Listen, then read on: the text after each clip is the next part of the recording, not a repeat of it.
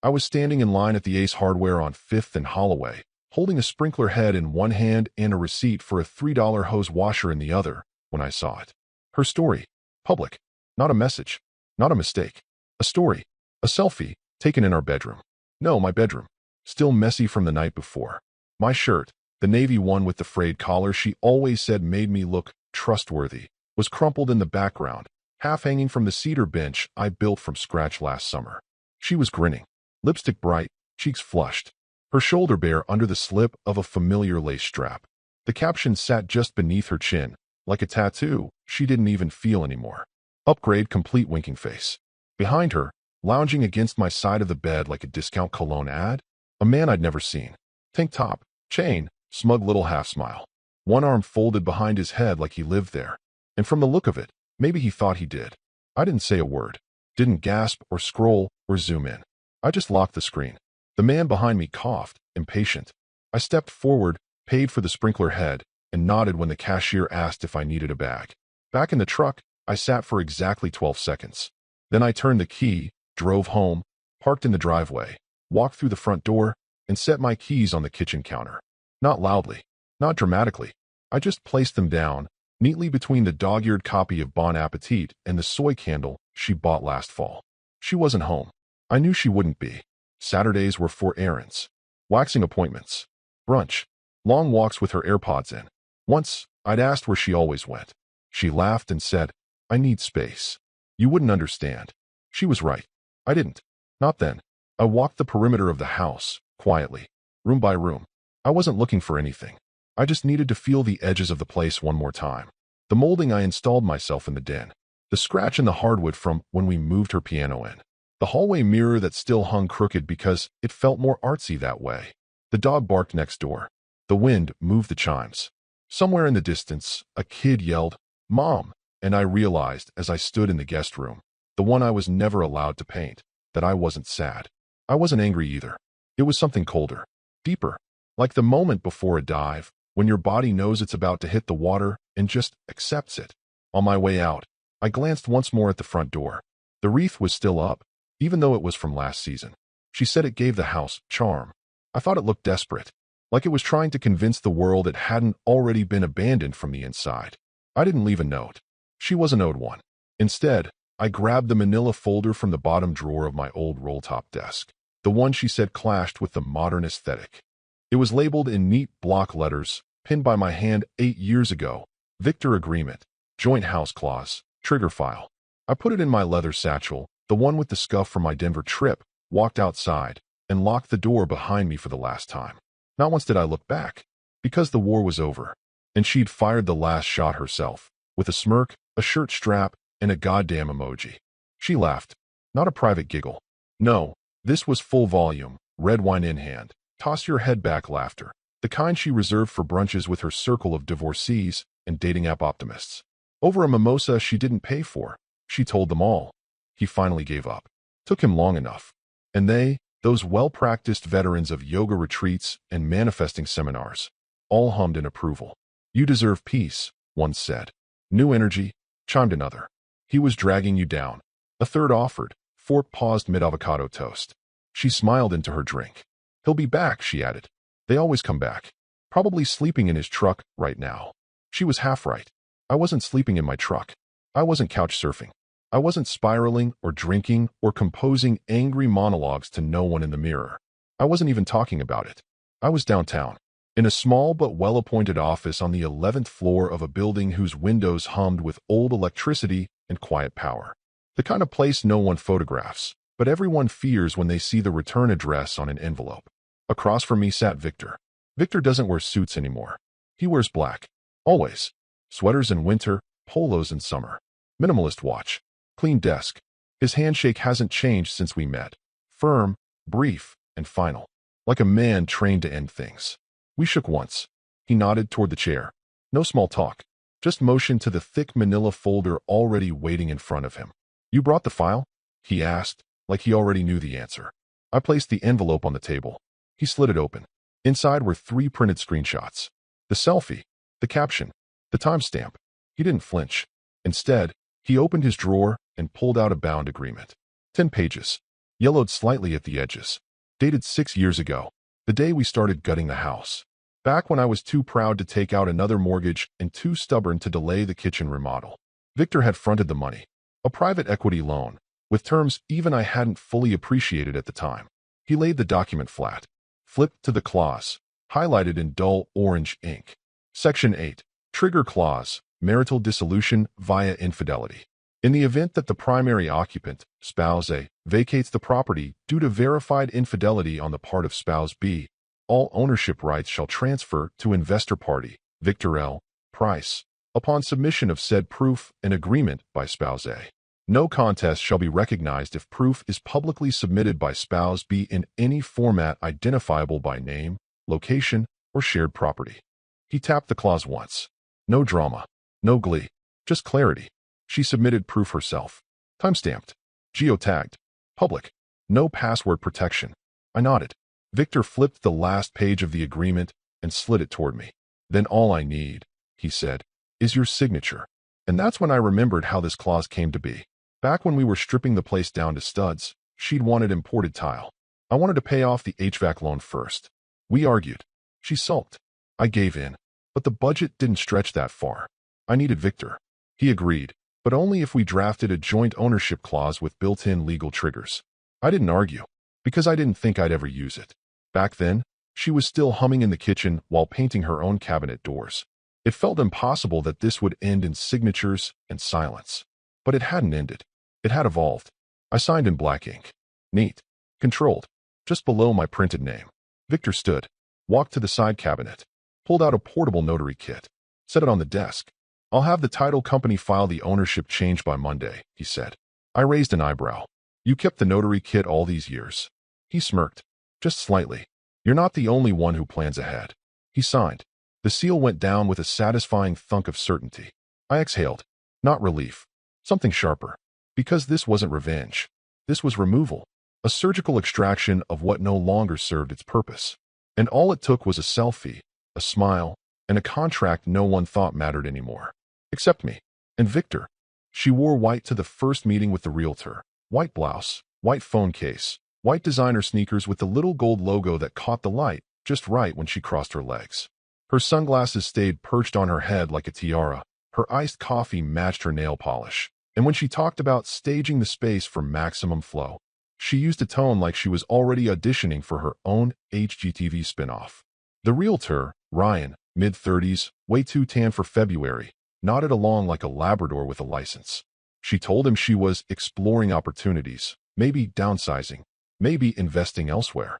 What she didn't say, what she never needed to say, was that her husband was gone, her bed was now shared, and she was ready to liquidate love.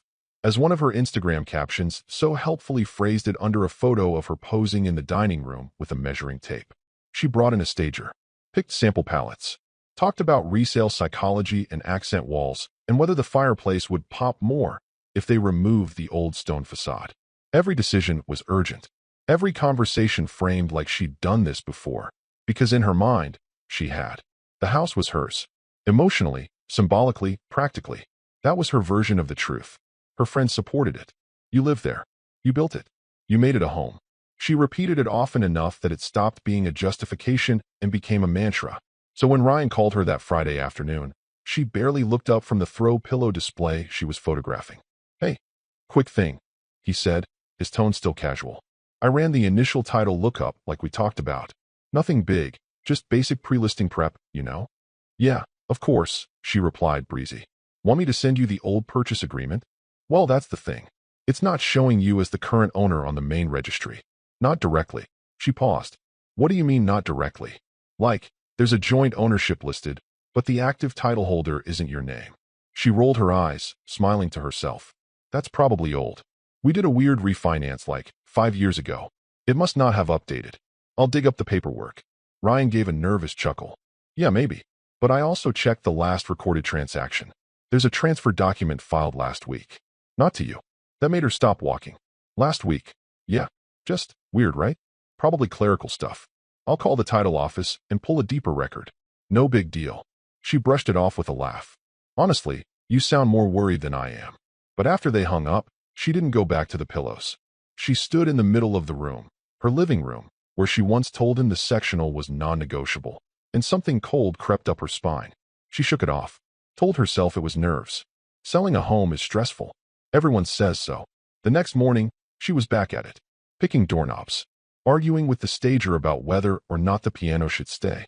She texted Ryan once. Any update? He didn't reply. 3 hours later, her phone rang. His voice was different now. Stiff. Hesitant. Hi. So I've got something. I pulled the updated record. She smiled again, reflexively. Let me guess. Still says someone else owns it, right? These offices never update on time. There was a pause. Too long. Yeah, well, that's the thing. It has been updated. She felt her chest tighten. Not panic. Not yet. Just a flicker. Like a thermostat clicking over 1 degree too high. Updated to what? He exhaled. Ma'am, who is Victor Price? Silence. Then her voice low. Excuse me? Victor Price. He's listed as the sole owner. The transfer was filed Monday. It's signed, sealed, notarized. Official. She didn't answer. She couldn't. Because something inside her was beginning to move. Something deep and slow and unfamiliar. She hung up without saying goodbye. The phone slid from her hand onto the coffee table. Outside, a bird hit the window and flew off. Inside, the woman who thought she knew how stories ended stared at a blank space on the wall where her framed wedding photo used to hang. And for the first time, she realized. She hadn't just been replaced. She'd been erased. The title office was beige in the way only government-adjacent buildings can manage. Non-committal walls, cheap laminate floors, the hum of fluorescent lights that seemed allergic to personality. A small potted plant on the front desk had long since given up. So had the receptionist, judging by the way she barely glanced up as Victor approached. He didn't wear a tie. Didn't need one. Just a dark charcoal jacket, black shirt, and a leather portfolio tucked neatly under his arm. He moved like someone used to finishing things, not starting them. Someone who didn't talk until necessary, and then only once. The clerk, a young woman with chipped lavender nail polish and an efficient ponytail, looked up when he handed her the documents. She glanced at the name on the file. Victor Price. Yes. She took the folder and opened it. Inside, 3 color printouts. The first, a full screenshot of the now viral story post. Bedroom. Shoulder. Caption. The second, metadata. Timestamps, IP address confirmation. Public-facing URL. The third, the clause, highlighted, notarized, signed by both original parties. Dated. Page stamped. She read silently. Her brow furrowed somewhere between the clause and the selfie. Then her eyes flicked back to him, briefly. You're initiating a private deed transfer under an equity trigger clause. Yes. She nodded. Proof of trigger? He tapped the page. The photo is the proof. Date stamped. Shared publicly by the party in breach. Clause 8. All conditions met. She said nothing for a beat. Then, quietly, you don't see many of these clauses actually get used. Victor didn't reply. He didn't need to. The woman scanned the documents with that practiced bureaucracy speed only clerks and funeral directors possess. Her printer hissed to life. She placed the seal on the final transfer form and turned the clipboard toward him. He signed. Black ink. Smooth, practiced motion. No hesitation. She countersigned. Initialed. Sealed. Congratulations, she said, not quite knowing whether to mean it. You now own 425 Marigold Lane. Full title. No encumbrances. He gave a polite nod. As she began filing the paperwork into the system, a soft ding echoed from the desk beside hers. A digital alert. She clicked it. Her screen lit up. Ah, she said, half to herself. Realtor contact's been auto-notified. Victor didn't react. 35 blocks away, Ryan, the perpetually tan realtor, stood in front of his laptop, scanning the email that had just arrived. Subject, title update, 425, Marigold Lane. He clicked, and there it was. New owner of record, Victor L. Price. The breath caught in his throat. He read it again. Then a third time. That's when he noticed the timestamp, filed 11:47 a.m. He looked at his watch. 11:49. He picked up the phone. Before he could dial, a voice behind him said, "You okay?" It was his assistant. She'd just returned with lunch. He turned to her slowly, blinking. Have you ever had a deal go so sideways you started wondering if you were part of a long con? She laughed. Like, planned out in advance. He nodded, staring at the screen. Yeah, like years in advance. Back at the title office, the clerk handed Victor a final receipt. A thin, heat-printed confirmation of ownership transfer. No fanfare. No flourish. Just proof. She hesitated, then asked, "Was this premeditated?" Victor looked up, expression unreadable. Only the truth was planned. Then he turned, tucked the folder under his arm, and walked out the glass doors into the afternoon sun. Behind him, the system updated. Legally, irrevocably, quietly. The house was no longer hers. And she didn't even know yet. The stemware sparkled like it was auditioning for a magazine spread. She made sure of that. Hand-polished every glass herself. Even replaced the bulb in the chandelier so the lighting hit just right. Presentation mattered, especially tonight. The kitchen smelled like lemon rosemary chicken and performative success. Bottles of wine lined the granite counter like trophies. Laughter floated up from the living room. The kind of carefully curated joy that comes when everyone's pretending they're not comparing themselves to the hostess. They were all sitting in her house, the one she now referred to as her investment property. Eating food she plated with Pinterest precision, toasting to a future she hadn't earned but fully expected. "I swear," one of her friends said, swirling her wine. "If you actually list this place, it's going to sell in 3 days. Maybe 2. Another added, "It's the vibe, girl. Like, divorcee, but luxury. Your ex must be punching the air." She laughed loudly at that. "He's not exactly in a punching mood these days." They all chuckled. She lifted her glass. "To new beginnings," she said, her voice smooth with practiced elevation. The glasses clinked. And then the phone rang. She glanced down. Ryan, realtor. She pressed a finger to her lips and slipped onto the back deck. The string lights were on. The cushions were arranged. The illusion held, even out here. She answered with a smile in her voice. "Ryan, are you calling with good news?" There was a pause on the other end. "Too long." Then, "Ma'am, I pulled the updated title." She sighed, almost annoyed. "Yes, we talked about this. The glitch, or whatever it was. I sent you that old refinance doc, remember?" Another pause. "No, this is not a glitch." She leaned against the railing, swirling her glass. "Okay, so what is it?" He didn't answer immediately. When he finally spoke, his voice had lost all the cocky realtor gloss. "I just need to ask, who is Victor Price?" She stopped swirling. "Excuse me." "Victor Price," he repeated, slower this time. "He's listed as the sole owner on the title. As of Monday, there's a transfer filed, notarized, and finalized. Your name isn't on it anymore." Her mouth opened, but nothing came out. She looked back through the glass door. The house looked perfect. It felt like hers. It was full of laughter, music, flattery. The wine was flowing. The chicken was still hot. But now it felt borrowed. "No," she said, sharp now. "That's not possible. There's no way. I live here." "I know," Ryan said, his voice getting smaller. "But legally, you don't. Not anymore." She didn't move. The wine in her hand tilted slightly. The string lights buzzed faintly above her. "Victor Price," she whispered. The name didn't ring any bells. Not really. It floated in her mouth like a code she couldn't crack. "Look," Ryan continued, voice more careful now. "I don't know what's going on, but this isn't standard. I've never seen a transfer like this. Everything's airtight. Signed, stamped, filed. I even called the title clerk myself." She didn't respond. He added, more gently, "Maybe talk to your husband? Or ex?" The word landed like a slap. "Ex."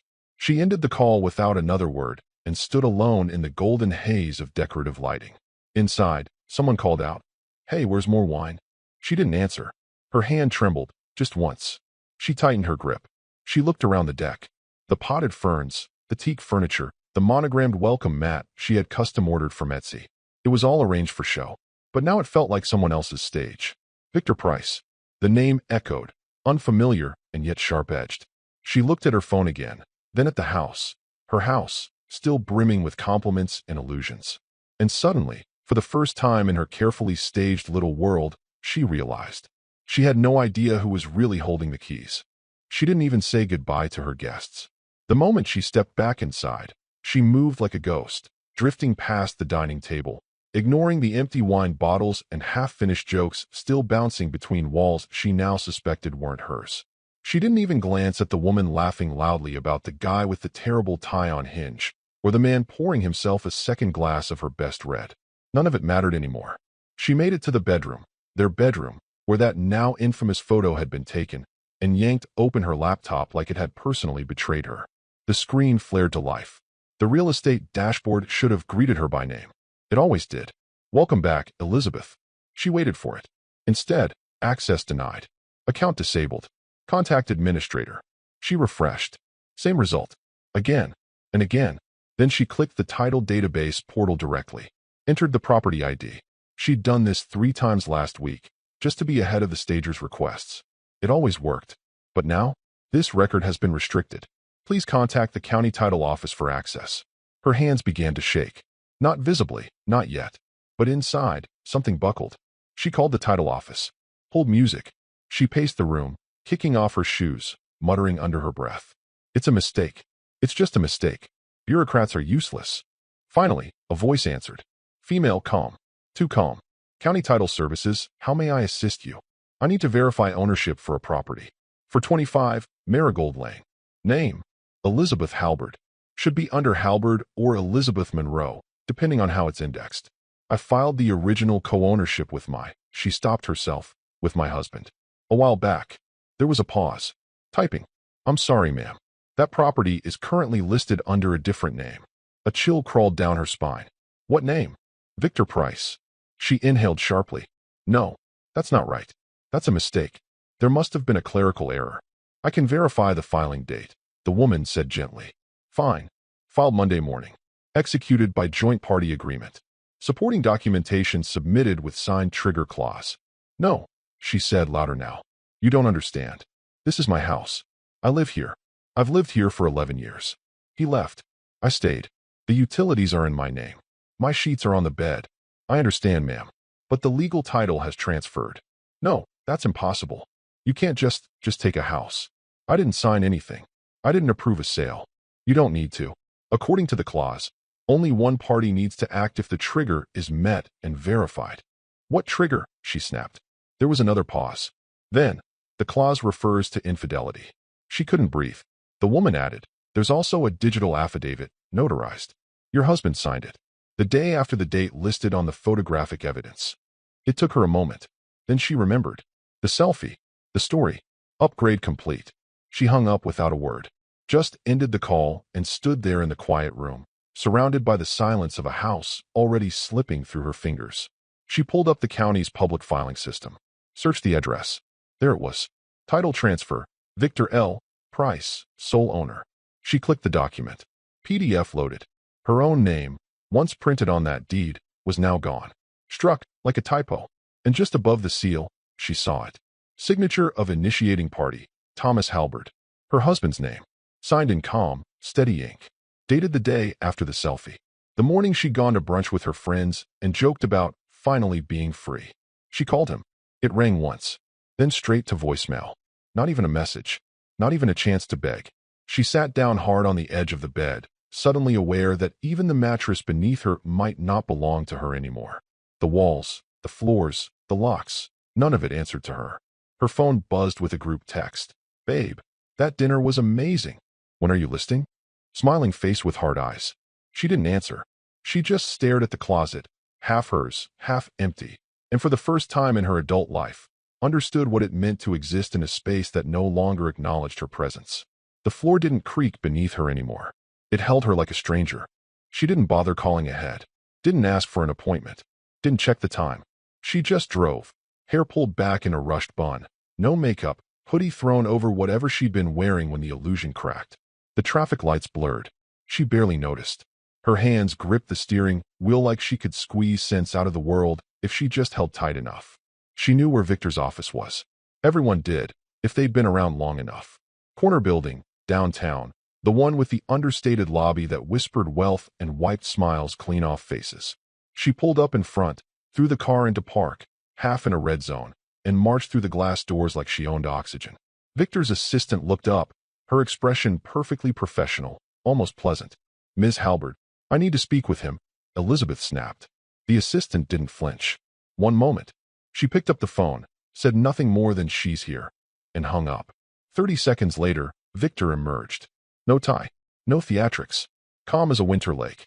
Elizabeth stepped forward, fire already rising in her throat. What the hell do you think you're doing? Victor didn't blink. He merely motioned to the side conference room. She stormed in first. He followed. The door clicked shut behind him. She whirled. You think you can just take a house because of some stupid contract buried in a renovation file? Victor walked to the table, opened a folder, pulled out a clean, tabbed copy of the agreement. Her signature clear on page 4, directly beneath the trigger clause. He slid it across the table, not like a threat, but like a librarian returning an overdue book. You posted a public admission of infidelity, he said, tone neutral. It triggered the clause. That clause was ancient, she spat. I didn't even remember it existed. Victor nodded. But you did sign it. So did Thomas. This is manipulation, she hissed. You waited. You trapped me. Victor raised an eyebrow. No. I honored the contract. You breached it. Publicly. Willingly. On your own platform. Time-stamped. Location tagged. Bedroom identifiable. She opened her mouth, but he didn't stop. You captioned it. Upgrade complete. That's not an error. That's intent. You don't get to decide what a joke is and what's real. He regarded her a moment, then said, neither do you. That's why we have clauses. She shook her head, desperate.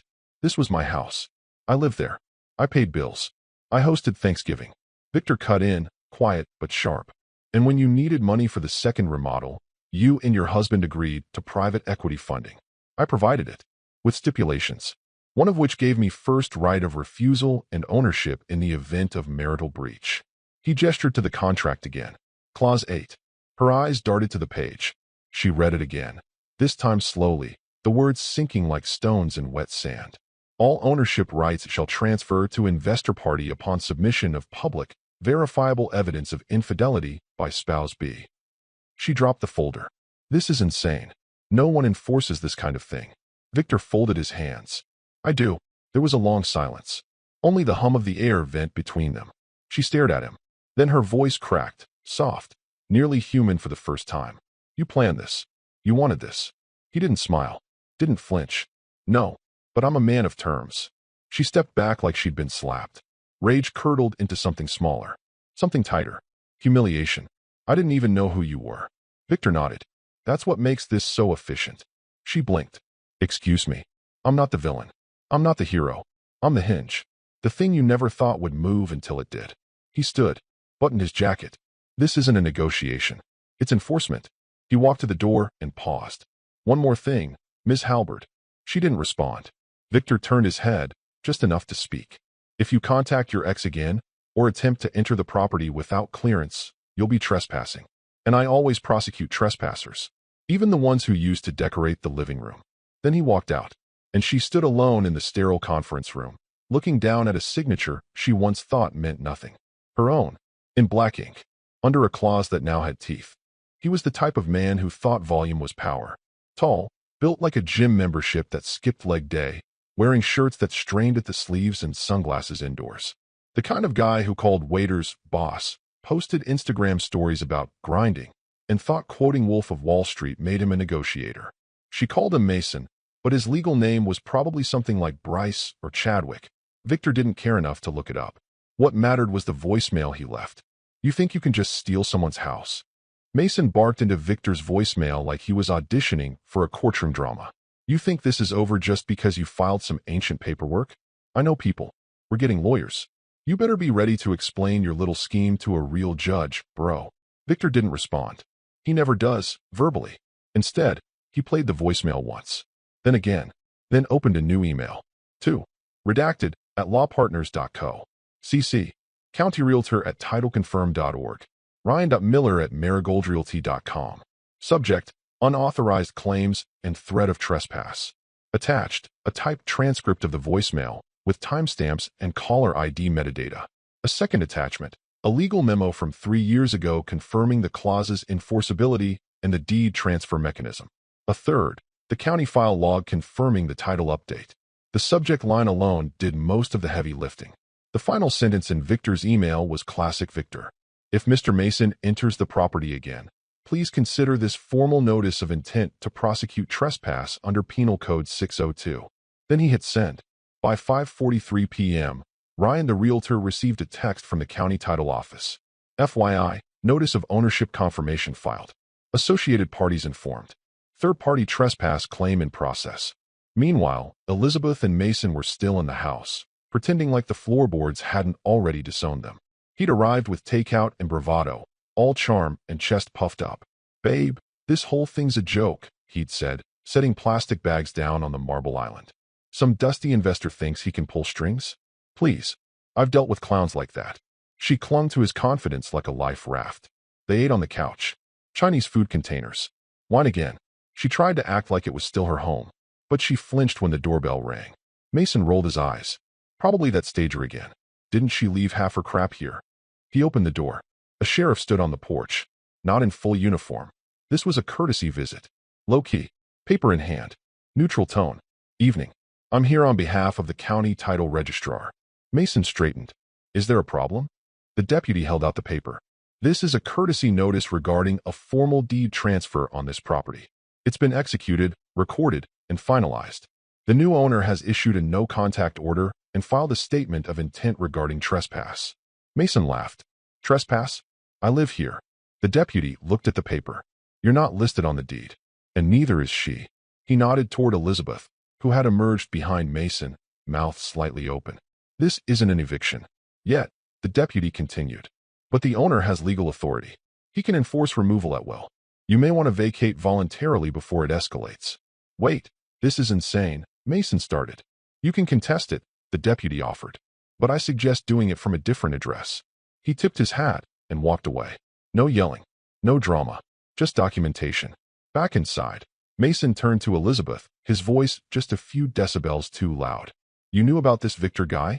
I didn't know it was real, she snapped. It was years ago. I didn't think. You didn't think? He started pacing. You told me the house was yours. You told me he walked out. He did. Yeah?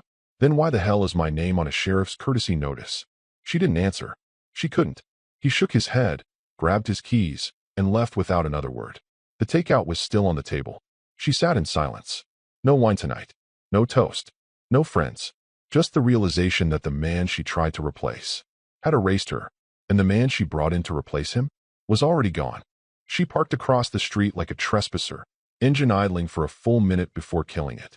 Her hands didn't move. They just gripped the steering wheel until her knuckles blanched, like she could hold the entire house in place by sheer force of will. It looked the same. That was the worst part. The trimmed hedges, the wreath on the door, now slightly faded.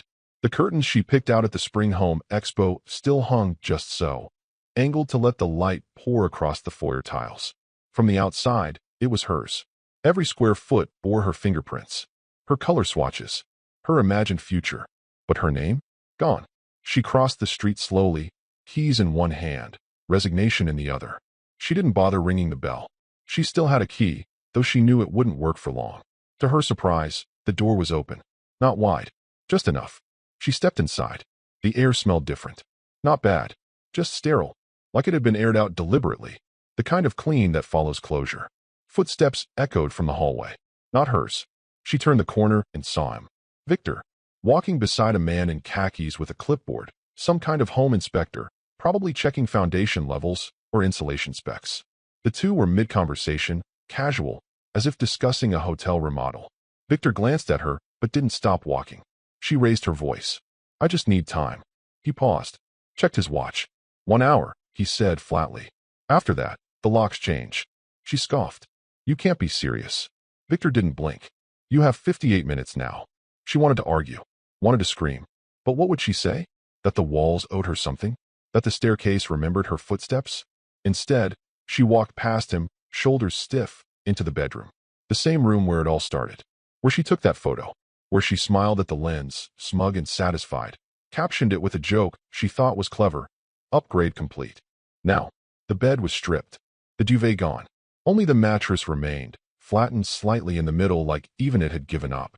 The vanity stood empty. No perfume. No stray earrings. Just a faint dust line where her jewelry box used to sit. She ran a hand along the dresser edge. It didn't greet her. It tolerated her. From the hallway, she could hear Victor and the inspector moving from room to room, talking plumbing, roof integrity, zoning upgrades. Like she didn't exist. She walked back into the hall as Victor approached the master bath. She couldn't help herself. She said it softly. He sent you. Victor stopped. For the first time, he actually looked at her. Not with contempt. Not with pity. Just fact. He didn't need to, he said. I saw the post. He adjusted the folder in his hand. I owed him. A pause.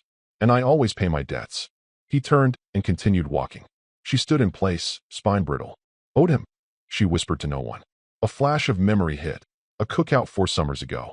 Thomas and Victor by the grill, talking low and fast, laughing.